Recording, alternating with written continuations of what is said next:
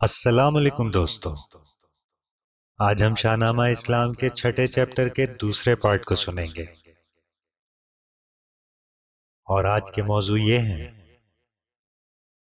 سحر کا نور خندہ زن تھا باطل کی لیاقت پر، انعام کا اعلان اور تلاش، قافلہ نبوت مدینے کے راستے میں، عرب کی دھوپ، سراقہ ابن مالک ابن جشم کا تعقب، حضرت کی ایک معجز نما پیشین گوئی، بریدہ اسلمی اور اس کے ساتھی۔ تو چلیے شروع کرتے ہیں اللہ کے بابرکت نام سے۔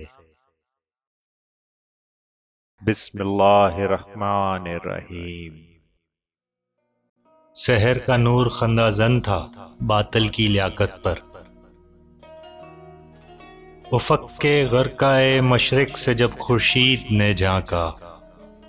نظر آیا تماشا قاتلوں کی چشم حیراں کا، گروہ عشقیہ کو سرنگو ہوتا ہوا پایا، علی کو سایہ شمشیر میں سوتا ہوا پایا، سحر کا نور خندہ زن تھا باطل کی لیاقت پر، بہت جزبز تھا انواع قریش اپنی حماقت پر، حقیقت کھل گئی جس وقت غافل ہوش میں آئے، بہت بپھرے بہت ہی اچھلے کودے جوش میں آئے، بہت کچھ کھینچا تانی کی علی کو خوب دھمکایا، یہاں سے پھر یہ مجمع خانہ صدیق پر آیا، ہوا معلوم انہیں ابوبکر بھی گھر میں نہیں سوئے،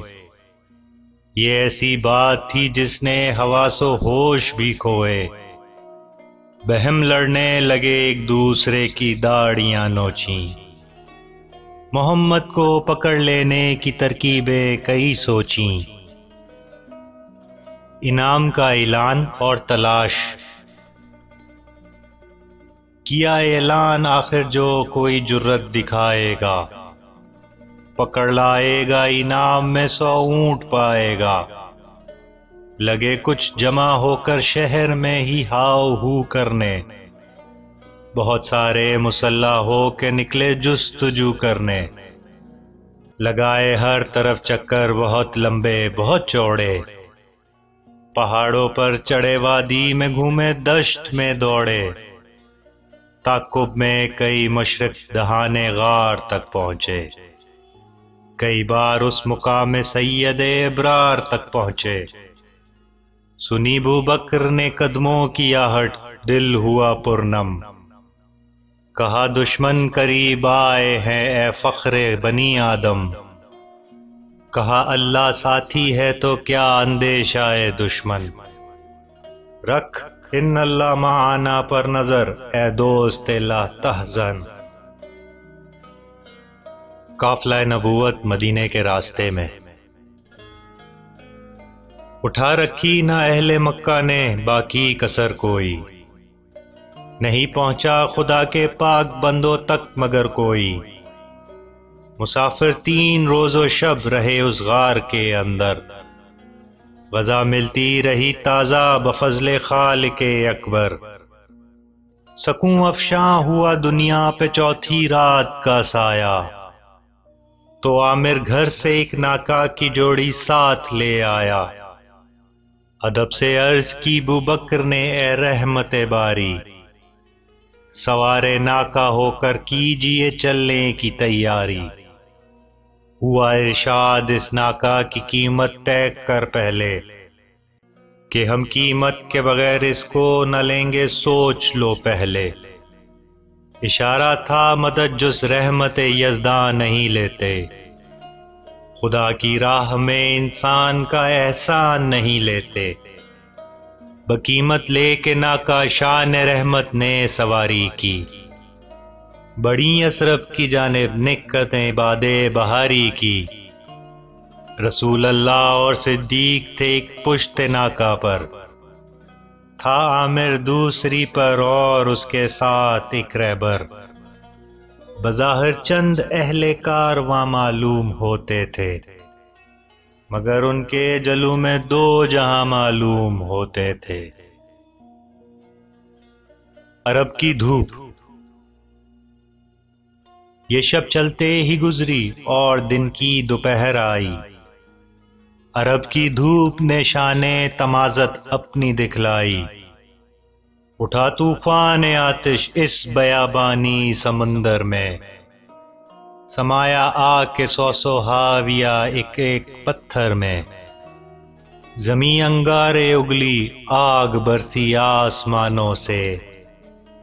دھواں اٹھنے لگا جھلسی ہوئی کالی چٹانوں سے۔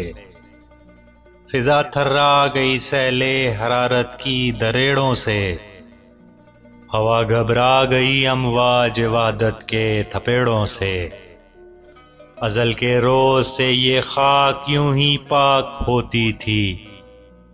وضو کرتی تھی ہر ذرے کا منہ کرنوں سے دھوتی تھی، کیا کرتی تھی غسل آفتابی اس لیے وادی، کہ گزرے گا یہاں سے ایک دن اسلام کا ہادی۔ کیا آرام ایک پتھر کے سائے میں رسالت نے، مہیا کر لیا دودھ اس جگہ بھی جوش خدمت نے۔ ہوئی جس وقت ہلکی دھوپ کی وہ شعلہ سامانی، پیا شیر مصفا آپ نے چلنے کی پھر ٹھانی۔ سراقہ ابن مالک ابن جشم کا تعاقب۔ مقرر ہو چکا تھا اس طرح انعام اونٹوں کا، گرفتاری کی خاطر بچ چکا تھا دام اونٹوں کا۔ سراقہ ابن مالک کی ہوس نے آج اکسایا، چڑھا گھوڑے کے اوپر اور نبی کو ڈھونڈنے آیا، مگر چلتے ہی ٹھوکر لی صبا رفتار گھوڑے نے، جگایا روح خوابیدہ کو پہلی بار گھوڑے نے۔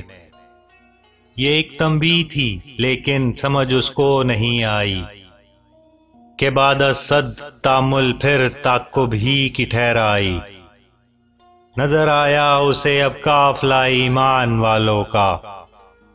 ہوس نے بھر دیا سو اونٹ سے دامن خیالوں کا۔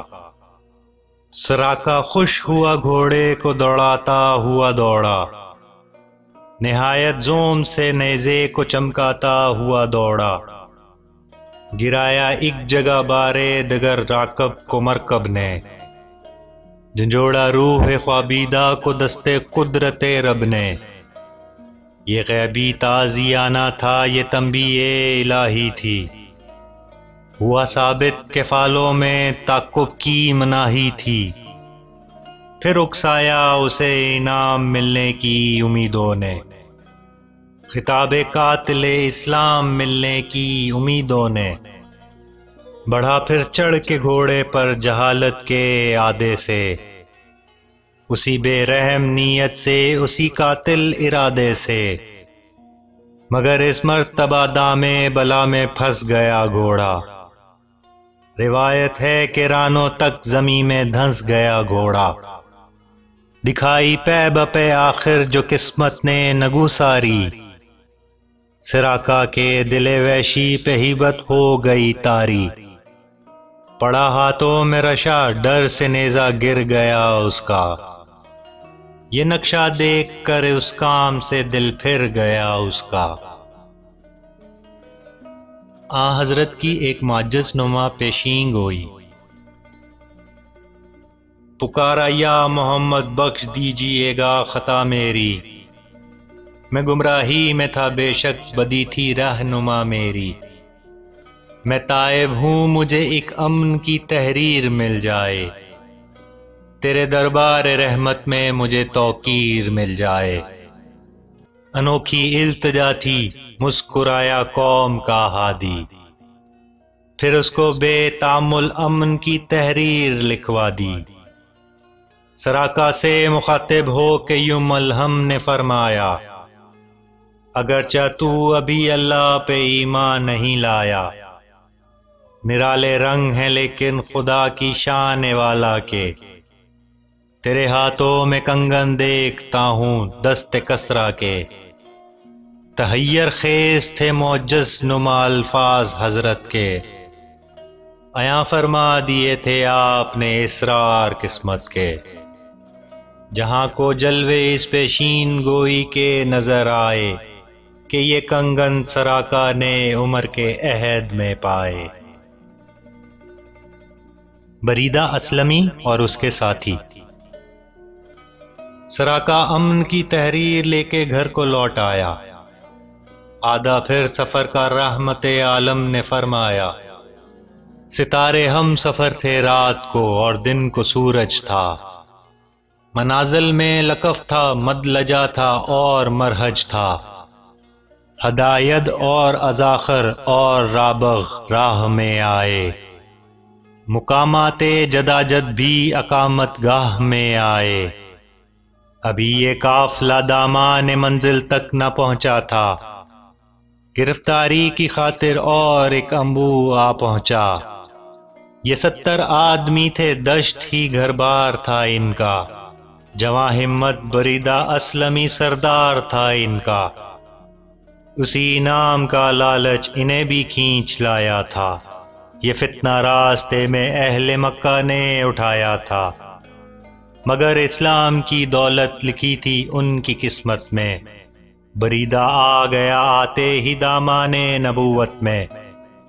شرف پایا جو اس نطق کے خدا سے ہم کلامی کا، تہیہ کر لیا سب نے محمد کی غلامی کا، بتوں کو چھوڑ کر دنیا باطل سے جدا ہو کر، چلے یثرب کی جانب ہم رکاب مصطفیٰ ہو کر، محبت میں بریدہ نے اتارا اپنا امامہ، اسے نیزے میں باندھا اور یہ جھنڈا اس طرح تھاما کہ اسلامی پھریرا آج لہرایا فضاؤں میں، ماں اللہ اکبر کی صدا گونجی ہواؤں میں، یہ جھنڈا امن و راحت کی بشارت دیتا جاتا تھا، طلوع صبح وحدت کی شہادت دیتا جاتا تھا کہ عدل و بذل کا مختار، امن و صلح کا حامی، مجسم رحمت عالم محمد مصطفیٰ نامی، وہ ابر لطف جس سے ہر گل گلزار خنداں ہے، انیس بے کساں ہے درد مند درد منداں ہے، جہاں کو اثر نو نور سے معمور کرنے کو، دلوں سے کفر کا زنگ کدورت دور کرنے کو، وہ جس کا ایک اشارہ روح مردہ کو جلاتا ہے، وہی تشریف لاتا ہے، وہی تشریف لاتا ہے۔